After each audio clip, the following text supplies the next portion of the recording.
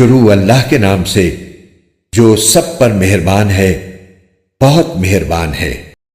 کاف ہا یا عین صاد، یہ تذکرہ ہے اس رحمت کا جو تمہارے پروردگار نے اپنے بندے زکریا پر کی تھی۔ یہ اس وقت کی بات ہے جب انہوں نے اپنے پروردگار کو آہستہ آہستہ آواز سے پکارا تھا۔ انہوں نے کہا تھا کہ میرے پروردگار، میری ہڈیاں تک کمزور پڑ گئی ہیں اور سر بڑھاپے کی سفیدی سے بھڑک اٹھا ہے، اور میرے پروردگار، میں آپ سے دعا مانگ کر کبھی نامراد نہیں ہوا، اور مجھے اپنے بعد اپنے چچازاد بھائیوں کا اندیشہ لگا ہوا ہے، اور میری بیوی بانجھ ہے، لہذا آپ خاص اپنے پاس سے مجھے ایک ایسا وارث عطا کر دیجئے جو میرا بھی وارث ہو اور یعقوب علیہ السلام کی میراث بھی پائے، اور یا رب اسے ایسا بنائیے جو خود آپ کا پسندیدہ ہو۔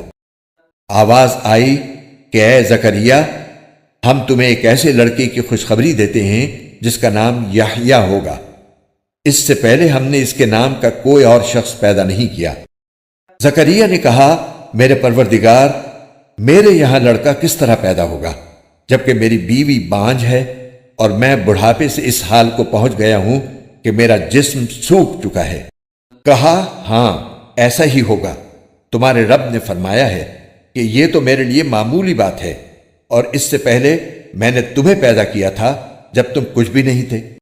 زکریا نے کہا، میرے پروردگار، میرے لیے کوئی نشانی مقرر فرما دیجئے۔ فرمایا، تمہاری نشانی یہ ہے کہ تم صحت مند ہونے کے باوجود 3 رات تک لوگوں سے بات نہیں کر سکو گے۔ چنانچہ وہ عبادت گاہ سے نکل کر اپنی قوم کے سامنے آئے اور ان کو اشارے سے ہدایت دی کہ تم لوگ صبح و شام اللہ کی تسبیح کیا کرو۔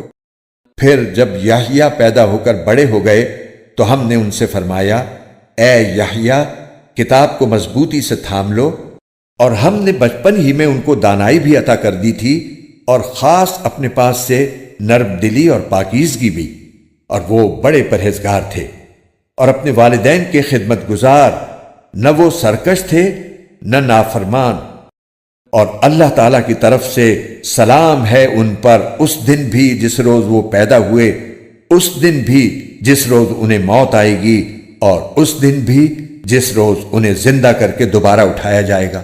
یعنی میری کوئی اولاد تو ہے نہیں، اور میرے پیچھے میرے چچازاد بھائی اپنے علم اور تقوی کے اعتبار سے اس مقام پر نہیں ہیں کہ وہ میرے مشن کو آگے جاری رکھ سکیں۔